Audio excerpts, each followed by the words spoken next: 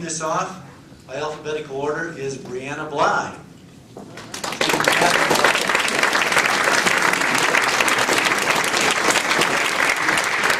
I appreciate the opportunity to come and speak to you tonight for the Tea Party for hosting this candidate forum. I'm sad that my opponent is not here. At least I haven't seen her come in yet. So 3 minutes to tell you why I would be the best choice for you to vote for. There's a couple of issues that we have really facing us that are going to be makers or breakers this legislative session. One, we need to deal with the overreach that is happening right now in government, particularly when we have a government that's being run totally and solely by one party, with the governor's office, the Senate, and the House. We can take at least one of those back this time, and hopefully both.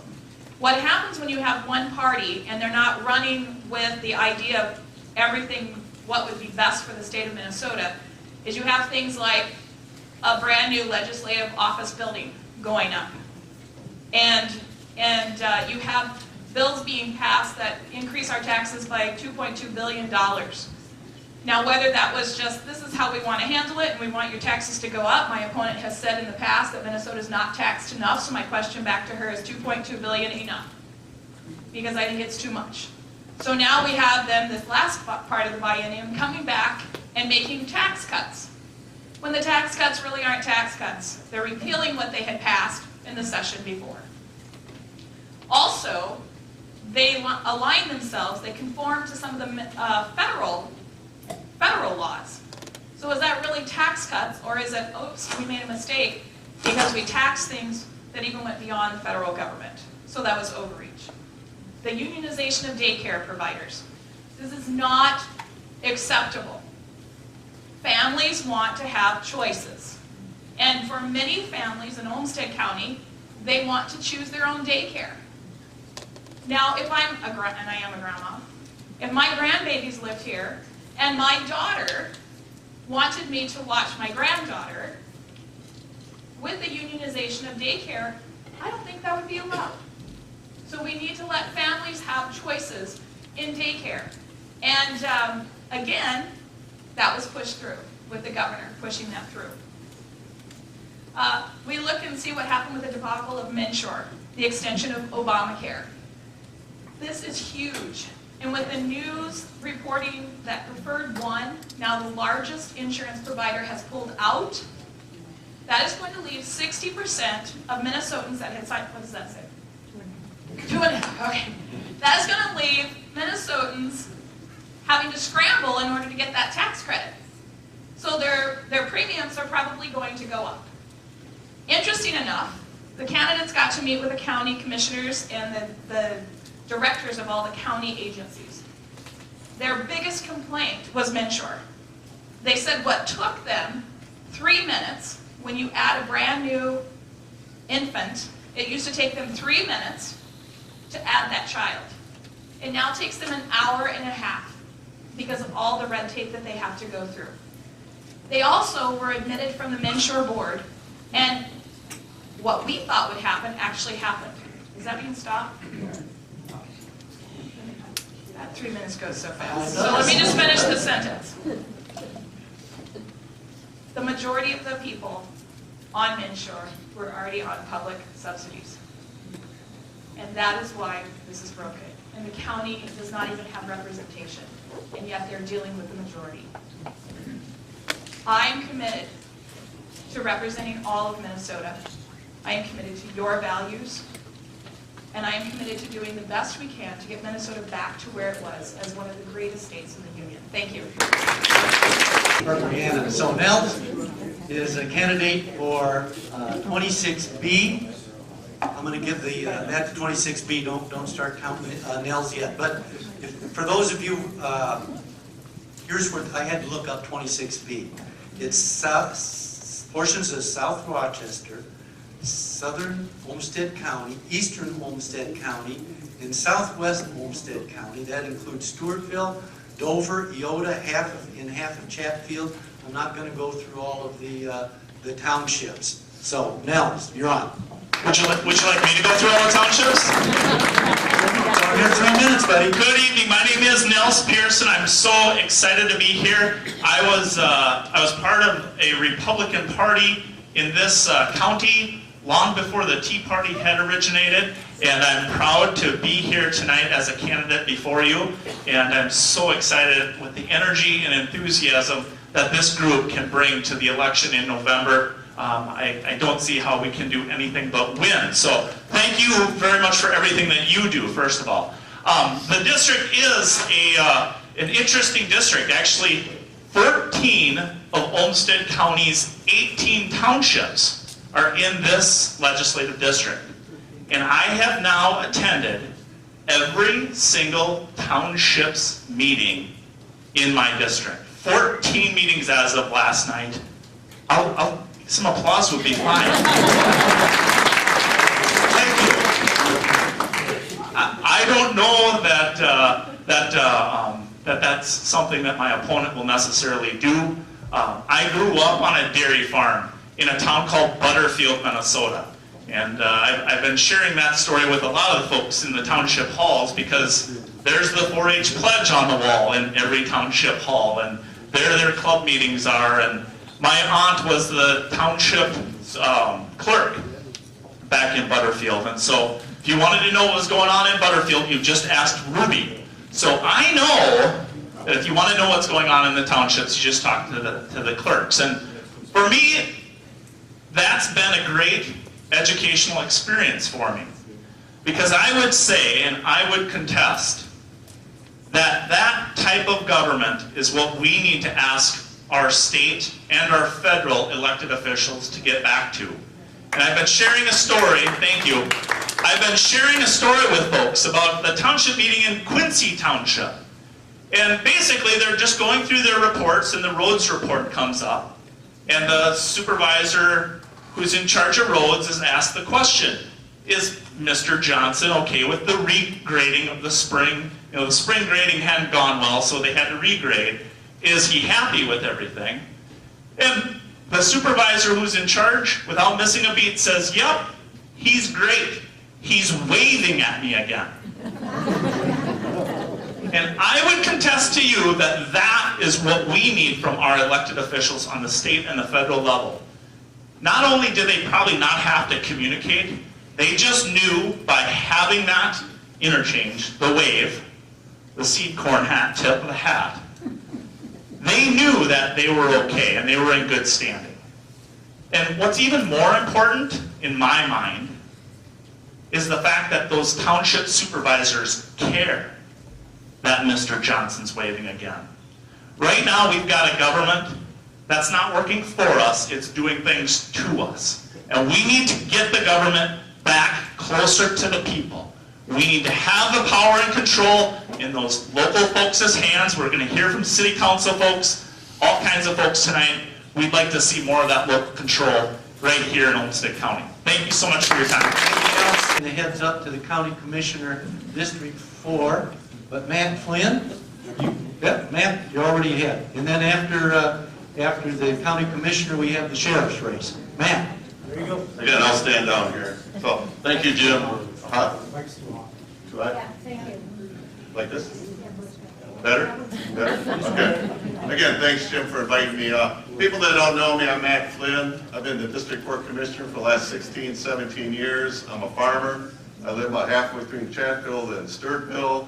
And before that, I was like 11, 12 years on the Pleasant Grove Township Board. So I kind of know a lot of levels of government. I know our legislators. I've known them quite a while. District 4 is probably the most diverse district there is.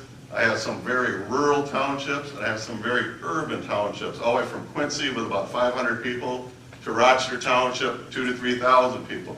I also have the majority of the small towns, Eota, Chatfield, Dover, Eota, south side of Rochester. So, District 4 it's not a one-voice district. I hear many different opinions. Sometimes us elected officials, sometimes we turn into the referee. We have to make decisions, and I do that. So basically that's District 4. I think our county's doing quite well. Obviously we know what's going on around this county. It's very progressive, very exciting future. And I've always preached nice, steady growth, and I think I've committed to that. When we talk about property tax, as a farmer, I pay a lot of taxes. Our history, I just looked it up the other day. We passed a 3.25 the other day. We'll probably stick to that. We had a 1.3 growth, so theoretically, we got a 1.9 increase. Last year, we had a 1.21, and we had a 1.21 of growth. The year before that, we stayed at 0. The year before that, we stayed at 2. So, we have had a history of staying with our growth. We've had years, 10 years ago, of tremendous growth, and we kind of went up with a levy that way too. But we tried to stay with our means, within our means, and I think I want to continue that. So again, I think our county's doing quite well. I look at great future for us. I see that this year with all the school referendums that are being passed. If there's a good sign that shows when schools are being built, that shows the economy's good. And every school district has pretty much passed a levy to build new schools. So that's what I'm looking forward to.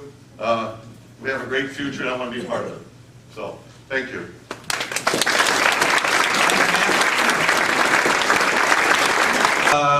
Ken Monson. Well, I was talking to some people. It's campaign time again. Nobody seems too excited about that and get to hear all those ads and everything that go on. But this is a first time for me running for any kind of public office. So I'm new to this. Personally, I see that as a plus because we need some change. But I've lived in Olmsted County about 35 years. One of my neighbors made the comment, he said, this is not the country it used to be. And I kind of feel that way about our county. And as was mentioned before about government overreach, I'm seeing some of that. I don't really need to introduce District 4. Matt Flynn did a good job of doing that, so you know what the district is that we're talking about. I came to run for this office because some things that were happening to some of my neighbors. They were having some problems with the county. The comments they made to me is, I wish they'd get their priorities right. Somebody said, somebody needs to say no, was one of their comments. One of my neighbors said, stop the madness. I kind of picked up on that a little bit. It gets back to this overreach of our government. We need to stop the madness there. As Mr. Flynn told you about, our county's in good shape. I've looked at some of the financial records. It looks good. There's some growth.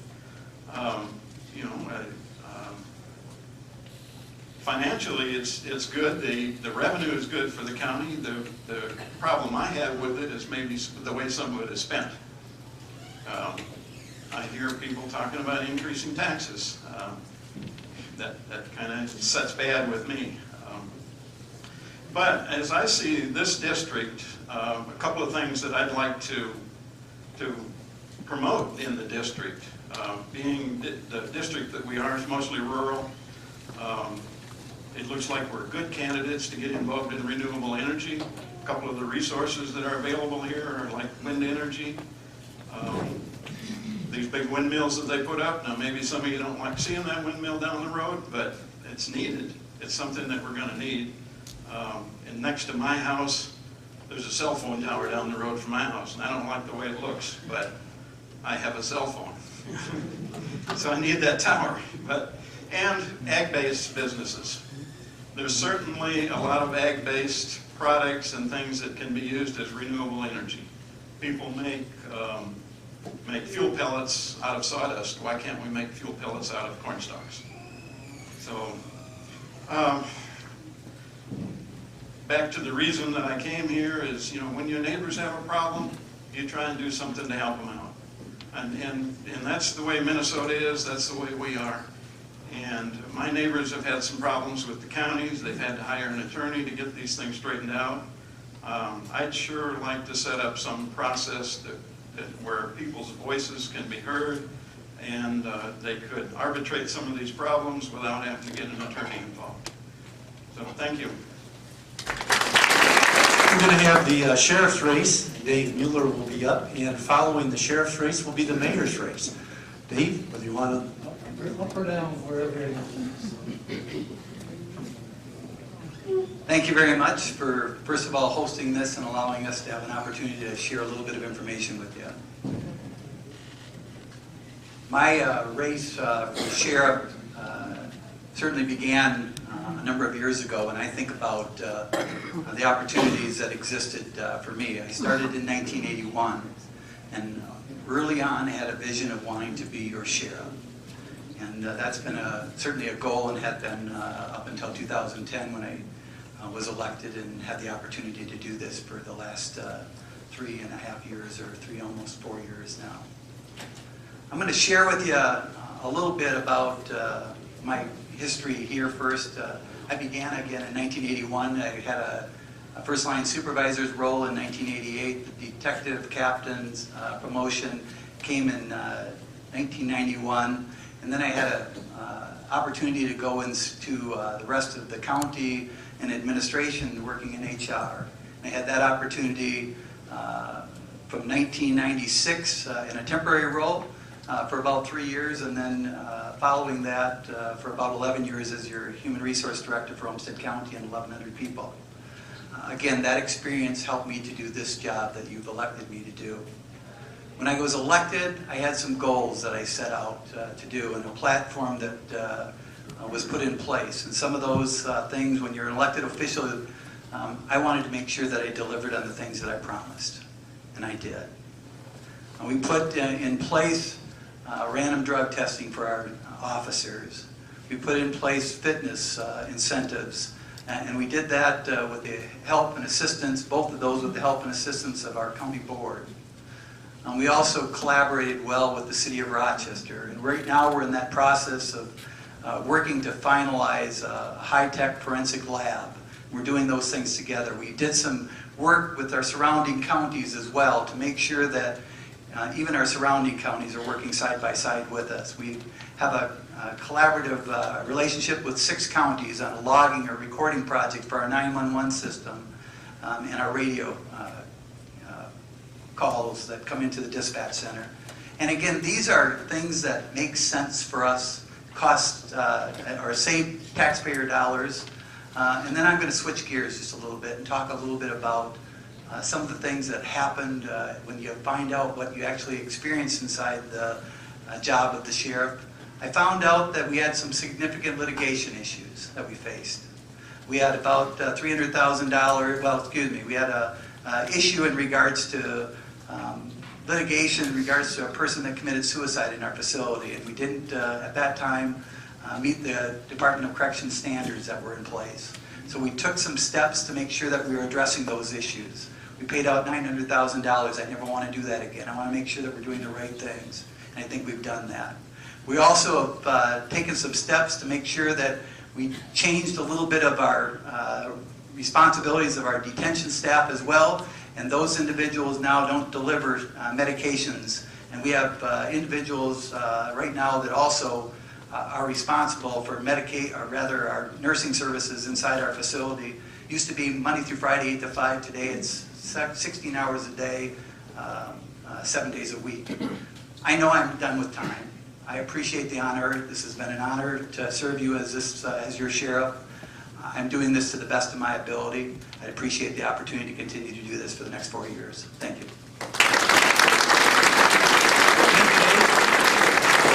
Next up is Kevin Orderson, also a candidate for sheriff.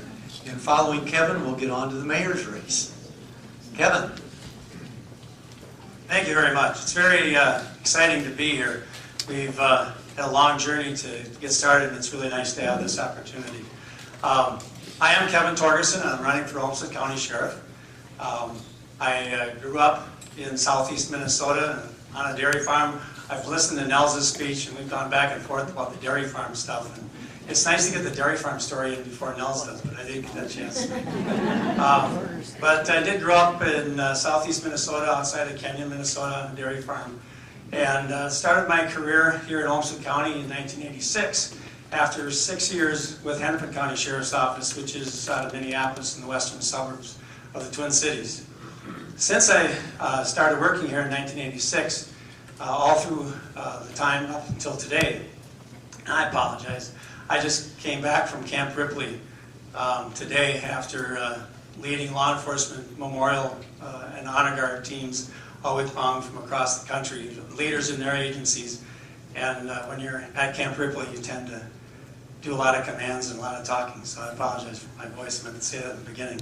But back to what my point was. In 1986, I came here and very passionate about law enforcement. And since that time, leading up until today, I've been in and worked and led basically every division and done every job that's humanly possible.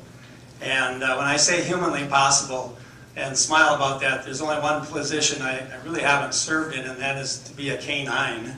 Even though I've taken many bites and I really enjoy doing that. And one of our canine handlers from years past is here tonight too. So that's really important. And there's three things that I want to just bring to you tonight that we feel are very important. And that's continuous service in law enforcement, as well as community service, and then values and vision. The continuous law enforcement, as Commissioner Flynn was talking here earlier, the promise and potential of what Olmsted County has before us, the city of Rochester and the surrounding communities, is fantastic. And I really want to be a part of that. To be a part of that, we feel, and I strongly feel, that experienced law enforcement leadership is needed at this time. It's very critical. As far as community service goes, I've been involved in a lot of activities. We were talking earlier about polar bear plunges and things like that, and very excited to hear just this past week that Minnesota was honored this week to be the #1 fundraiser across the world with over $3 million just in 1 year to raise money for Special Olympics. And I've been on that executive council work for many years. So to be a part of that and to be a part of the community and serve in the community in many, many ways, more so than just the Special Olympics and the law enforcement angle, has really given me a sense of community and given me a chance to really hear from the community. And that's what led us to where citizens and actual community leaders asked me to run for the position of sheriff. The last piece is values and vision. It's the values that I've learned from the experiences both on and off duty that I've already talked about with continuous law enforcement service and community service that has given me the insight to look at the vision of where we need to go.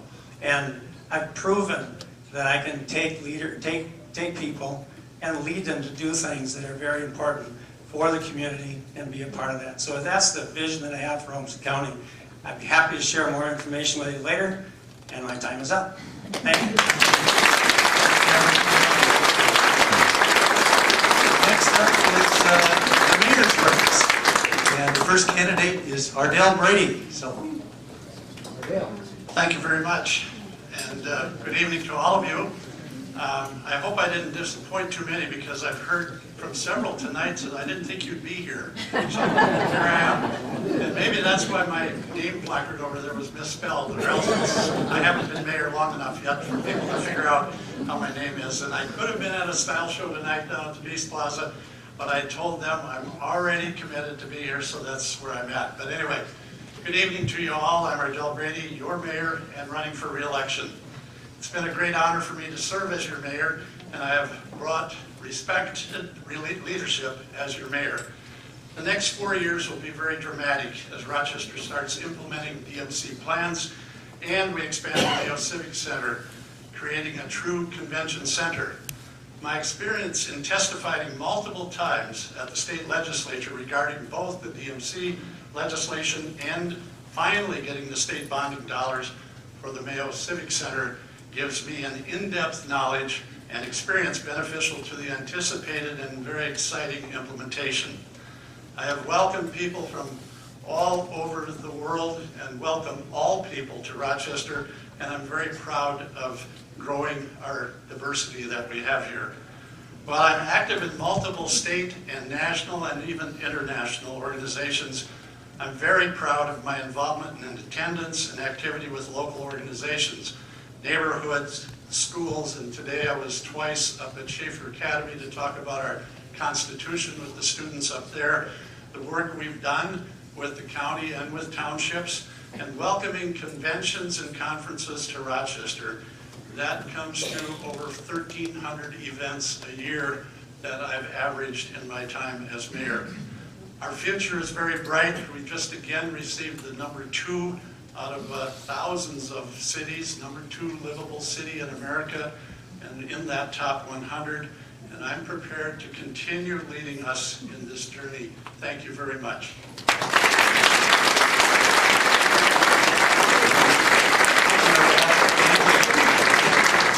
The next candidate for mayor is Cindy Mavis, and following Cindy, we'll do City Council Ward 3. Cindy.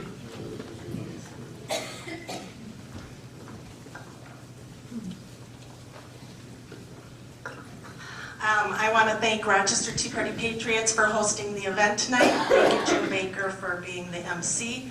And thank you, everybody, for coming tonight. It's very important that we have these events because we get the candidates here and they get to learn about us, too, Tea Party people, which is really great. So I just love to have so many people here and love to have all the candidates here. I've been following federal, state, and local government for some time now. My involvement has stemmed from the overspending by the federal government, and it was escalated by the implementation of Obamacare. I was drawn to local government after I went to a county board meeting, and I spoke at the Truth and Taxation meeting, and I didn't want them to raise my property taxes, and they looked at me and said, well, you know, if you were here with 50 people, that might make a difference. And guess what? The next year, I showed up with 50 people, and that was the year they didn't raise our property taxes.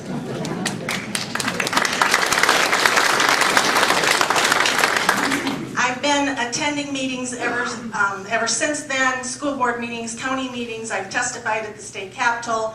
I've gone to other city council meetings. I even attended a township meeting once, Nels. But city council is where my passion has been.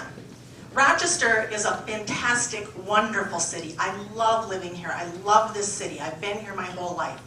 With the implementation of DMC in our community, it's more important than ever that we have an open, honest, and transparent city government.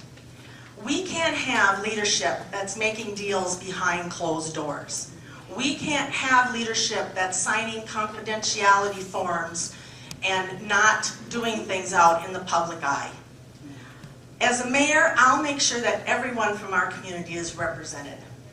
That our advisory committees are filled by people of different backgrounds, from different communities, from all over Rochester. Not only will my door always be open, but I will reach out to people. I will go to community forums like I do now, and I will go to neighborhood meetings like I do now, and I will hear what people are saying, and I will know what's going on in the communities. DMC is going to bring opportunities for other businesses to grow and come to Rochester. That's important because we cannot have Rochester dependent on just one industry. We must diversify our economy. As mayor, I will honor our city charter. If you don't follow your own city charter, how will you follow your state constitution? How will you follow the United States Constitution? I will follow our charter. And by the way, our civic center, that's going to be a convention center. I will make sure that that civic center is for everyone in this community, not just people who come in from out of town for conventions, and not just for the wealthy. That is our civic center. It's in our town, and we will keep that civic center for us. I'm Cindy Mavis. I'm running to be your mayor, and I'm asking you to please give me your vote.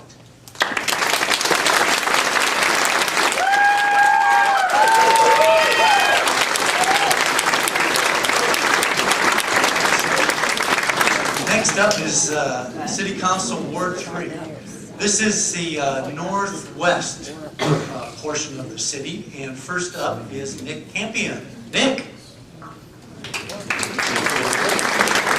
right, good evening, everyone. I've been told that a great way to start these things is to get some crowd interaction. So I'm wondering, show of hands, how many of you live in Northwest Rochester? All right, I'm excited to be here tonight. I'm born and raised in Rochester, Minnesota. I grew up in Northwest Rochester, as it turns out. But when I grew up in Northwest Rochester, the edge of town was IBM.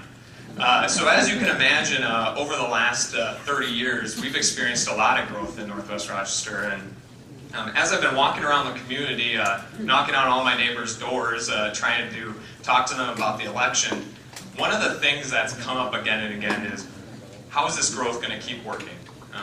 It's come up in a number of ways, and one of the ways that I've seen most prominent, and I've heard here tonight, is a little bit of skepticism about DMC. If you're skeptical about DMC, I'm here to tell you, you're not alone. I think that there's a lot to understand with these big complex projects. One of the things that I keep coming back to, and I think resounds with one of your founding points here, debt-free future, is the idea of debt. It's the idea of cost. And when we look at some of what's going on in Rochester right now, I think one of the complicated questions we need to ask ourselves is, how are we going to continue to pay for this? How are we going to continue to pay for our growth? How are we going to continue to pay for maintenance? If we fall behind in any one of these ways, we start accruing that debt. And I happen to know Rochester has this AAA bond rating. We've done a fantastic job. What I'm concerned about is with these massive spending projects coming to town, on the order of several $billion, do we have the wherewithal to stand up and say, this is good for the community or this is not good for the community? And we need to have leaders in office that are willing to take that hard stand when those questions come up. I'm born and raised here. I have a belief that I know what it's like to live here. I've lived my entire life within our community. Went to school in Chicago for a while, kind of saw what big city life was like, and decided, we have a really great opportunity in Rochester. And what I would like to do is get in office, serve you, and keep that in mind, that what we have in Rochester is really unique. It's something to be protected. It's something that we need to be proactive in defending and making sure that we continue to make the right investments as a city. We look at these plans. We take advantage of opportunity. Don't let anyone tell you I'm not saying we don't take advantage of the opportunity that is there. But what we do is we do it in a way that embraces what makes Rochester great. And to me, that's we have great neighborhoods in Northwest Rochester. I chose to come back, bring my family, and start it there. And I think that's what is really important to me. Nick Campion, Ward 3, I'd ask for your vote in November, all right? And following Bruce, we'll be moving on to... Well, I will start out by saying I prefer to think of myself as the candidate, and the other guy is the other candidate. So I am the current city council representative for the 3rd Ward in the northwest part of town. And I've been that representative for the last 8 years. Prior to that time, I spent 10 years going to city council meetings and serving on a various number of different commissions and committees so that I could learn how things worked within the city, how you got things done within the city. And I've spent that time, I spend my time researching all the issues that come before us. There's a lot of talk about DMC. Yes, DMC is big. DMC is going to bring a lot of things to the city. I moved here in 1988. When I moved here, the town was somewhere in the neighborhood of 80,000 people. Currently, we're in the neighborhood of 110,000 people. So we've grown 30,000 people since that time, since I've moved here. And so this growth that we're talking about, it's not a brand new concept for us. We've continued to grow. We've done an excellent job on growing. We've maintained our high bond rating.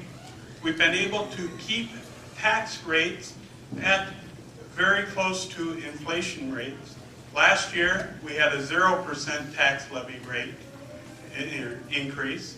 And that comes from us being able to spend the time, do the research, and make good choices. But one of the most important things that I do And one of the most rewarding things that I do doesn't have anything to do with DMC or the tax rate. What it has to do with is serving individual people out in the ward.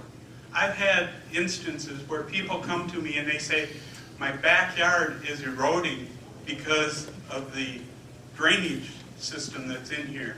And I've talked to Public Works and I can't get anywhere.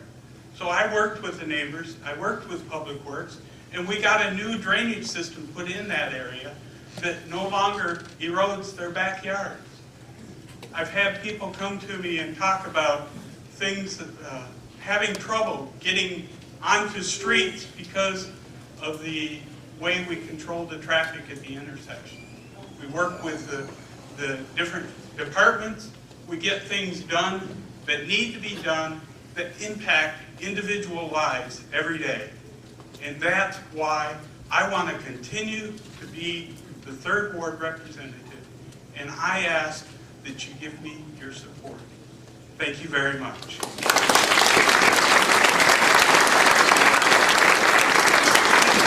Thank you. Next, we're going to move on to City Council Ward 5. That's the northeast quadrant, and Mark Hickey is up first.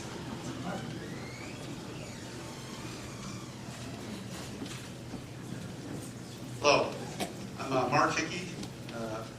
I was first elected to the City Council for Ward 5 in 2013. I've lived in Rochester for 18 years. I'm married and have 6 sons. I've worked at IBM for 17 years, and I currently work at HGST as an electrical engineer. I had a 32-year career in the Army, the active Army, and the Army Reserve. I retired in 2013 as a colonel. Since 9/11, I've had combat deployments to both Iraq and Afghanistan. When I ran for City Council, the 3 issues that I ran on were DMC implementation, managed growth, and fiscal responsibility. And those issues still hold true. When the state passed and authorized $585 million for public infrastructure funds for Rochester, the legislation specified that the infrastructure projects would have to be approved by the Rochester City Council, but it didn't specify the details of how that approval would be required. The DMC Corporation had put forth, they wanted to see this approval done in block, just a single uptown vote on all the infrastructure projects at once. We at the city, we fought hard to ensure that every public infrastructure project would come before the City Council with a public hearing and an opportunity for taxpayers to provide public input on these projects. Because ultimately the elected officials need to be held accountable for these funds and for these projects, not consultants and not political appointees. So ultimately it's the elected officials that need to be responsible. With the DMC, we're going to see a period of rapid growth within Rochester. So much of the business that we do as a City Council involves growth. And we see a lot of the projects that come before us require special zoning. It seems at times that we have to change the zoning every time we get a project before us. What we need is an update to the Rochester Comprehensive Plan. So the Rochester Urban Land Use Plan that's currently in force was first published in 1979. Right now we're in the process of updating that, and along with that will be a redoing of the alignment of the zoning to match that underlying plan. We need a plan that's good for all of Rochester. DMC is important, the downtown's important, but with the update of this comprehensive plan, we'll have a plan for the entire city of Rochester. So for City Council Ward 5, I'd ask for your vote and support, and thank you for the opportunity to talk to you this evening.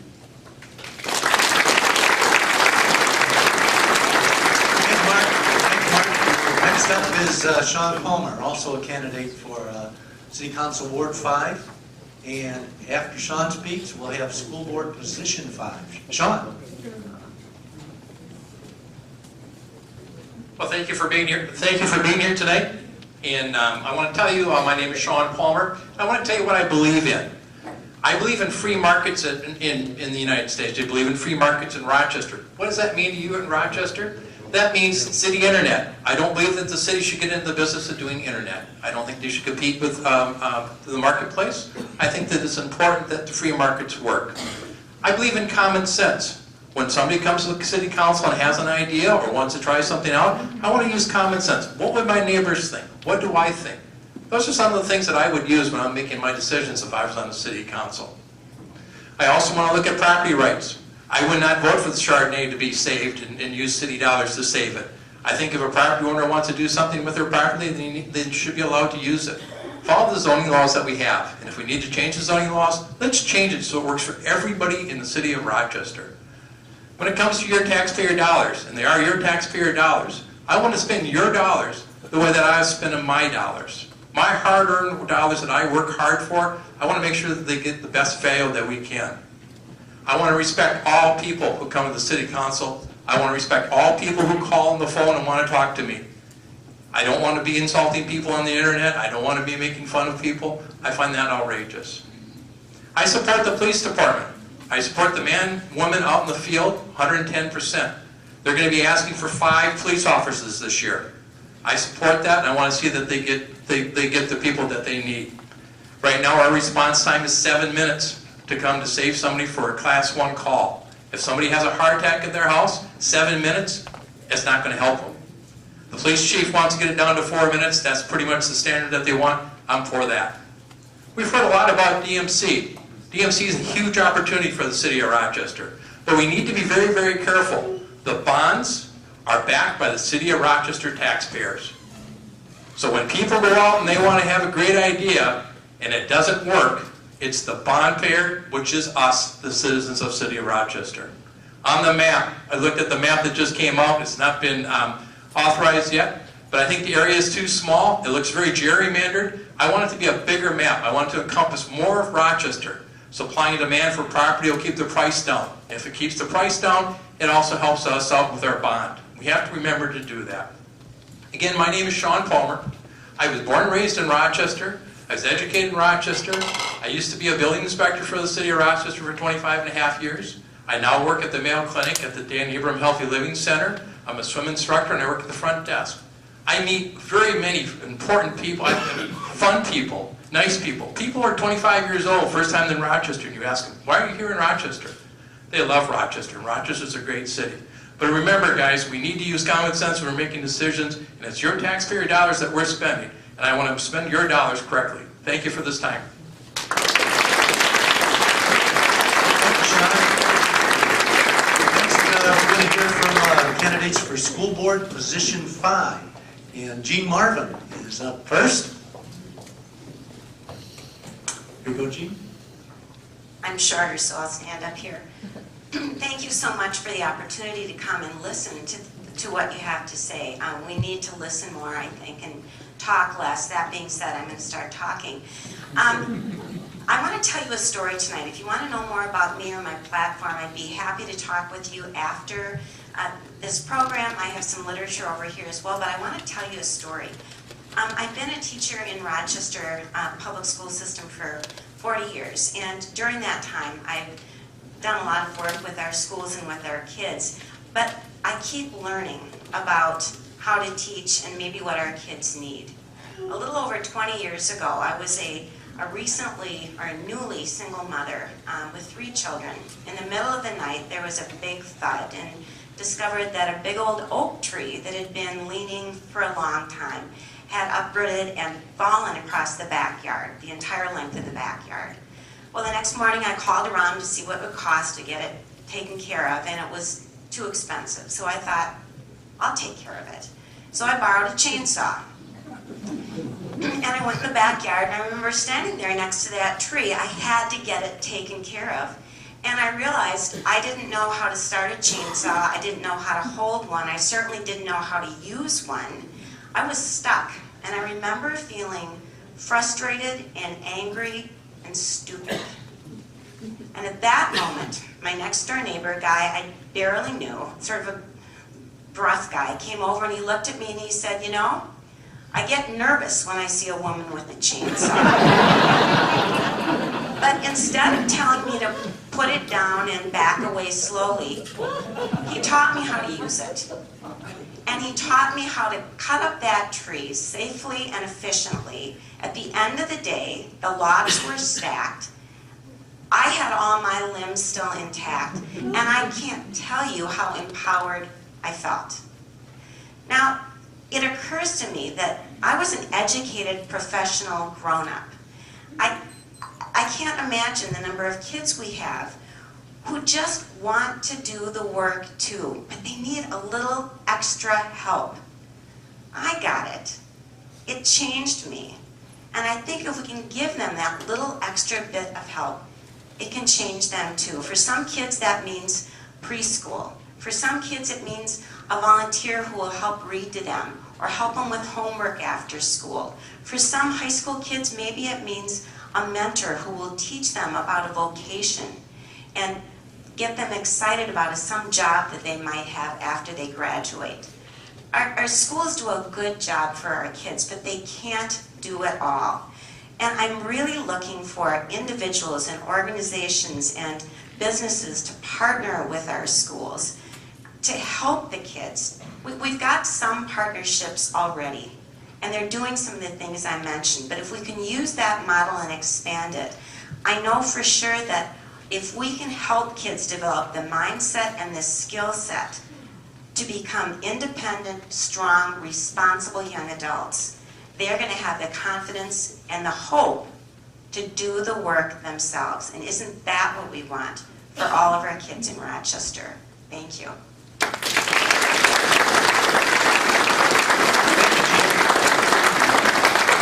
The next candidate is Terry Thronson. Following Terry, come on up, Terry. Oh, I'm sorry. Following Terry will be School Board Position 6. There you go, Terry. Thanks, Jim, and thanks to the Tea Party for having me. I've lived in Rochester almost 6 decades now. I'm a product of the Rochester School, Northrop Elementary, Kellogg Middle School, and John Marshall. I've been a business owner in this community for almost 38 years. I was elected to school board in 2010 to help serve you, and we've done a good job. When I stepped in there, we had 5 new school board directors, and the reason was our district was in a mess. I can tell you when we were looking for a superintendent, which we found Mike Munoz, there was 11 applicants, and when 11 showed up and 2 of them saw that there was 5 new school board directors, they bowed out.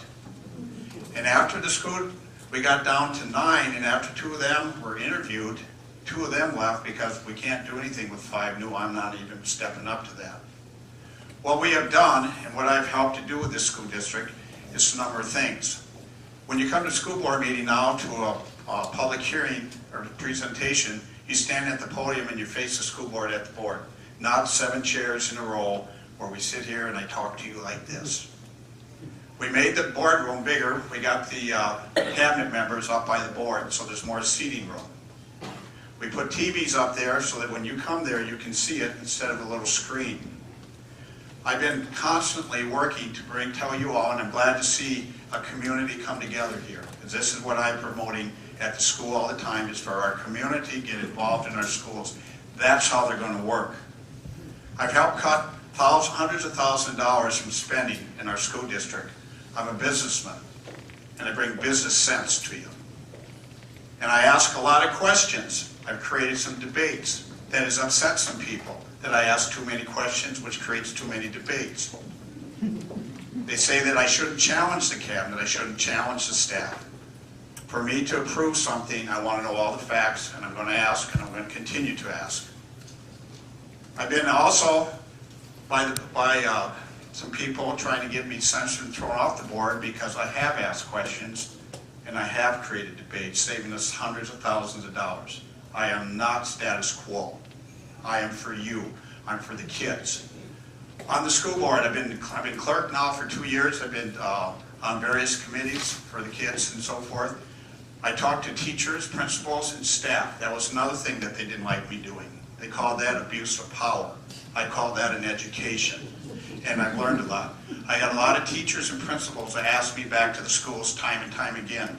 I go to these schools and I speak to a lot of the classes, and not only in Rochester School, but some of the surrounding schools. I am asked to come and speak to the students time and time again. I'm very active in this community. I care about the kids. The kids come first. Every time there's a cut in the school, it's taken from the kids. That's got to change. And that's what we're trying to do, is get more fiscally responsible. We brought you a new ALC, or a newer one, without building a new building. We got you all day, every day kindergarten. And we went through that, and we saved money. So I see it's red, I'm sorry. So I'm Terry Tross. I hope for you to vote again, because I'm here for the kids and for you people. Thank you.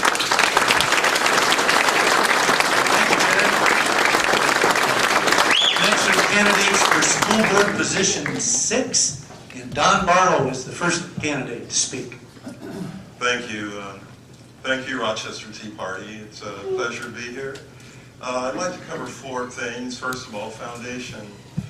My parents, who grew up in the segregated South, always emphasized the importance of education and made it a point to ensure that each of their 5 children were properly educated and understood the value and the necessity of education.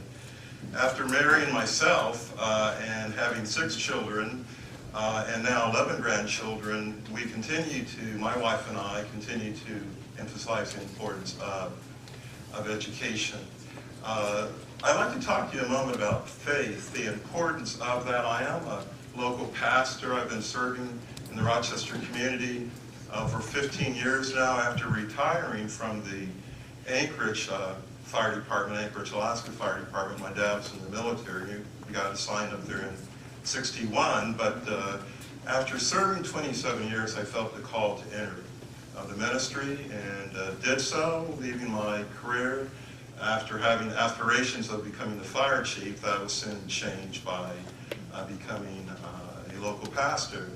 And as pastor, I've seen great need and great opportunity. I've seen challenges that parents have, frustrations that children have, but at the same time, I've seen the value of what happens when people will take the time to reach out to parents and children and instill in them the value and belief that they can achieve and can excel. The next thing I'd like to talk to you about is fiscal conservatism, the importance and the necessity of that. In your activism piece that was shared, you heard about the school board considering, well, not the board, the district administration proposing a levy increase. And I want to assure you now that if elected, not that I have the answer, but I believe there is a good, viable solution. We've heard mention of Destination Medical Center. Billions of dollars will be coming into this community. What better way to utilize some of that money coming into this community than by asking them to devote a small portion of that toward the education of our children, not only within the Rochester public schools, but even in the private, religious, charter, and home schools as well, because we're talking about the regional importance of education in this community. If elected, I will serve you. I will aggressively advocate for monies being directed through the DMCC towards the local school board, relieving, hopefully, the burden of taxpayers such as yourself, underwriting the cost of, and also being heavily dependent on the state arbitrarily determining the funding formula. So again, my name is Don Barlow. I am running for seat 6 for the Rochester Public School System. Thank you.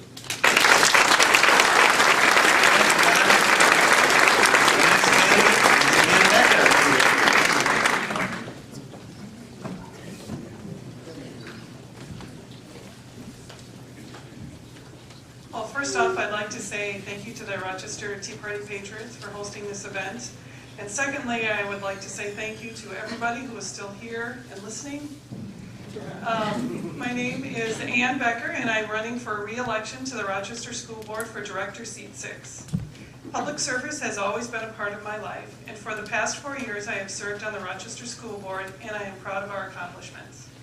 I was unanimously elected to the position of Treasurer in 2011, Vice Chair in 2013, and currently I am the Rochester School Board Chair. During my 4 years as a school board member, I have served on numerous committees, including the Community Curriculum and Instruction Advisory Council, the newly created Board-Directed Finance Committee, and this fall I will be joining the Insurance Trust Committee. Minnesota has been my home for my whole life. I was born and raised in Winona and moved to Rochester in 1988, where I now live with my husband and my children.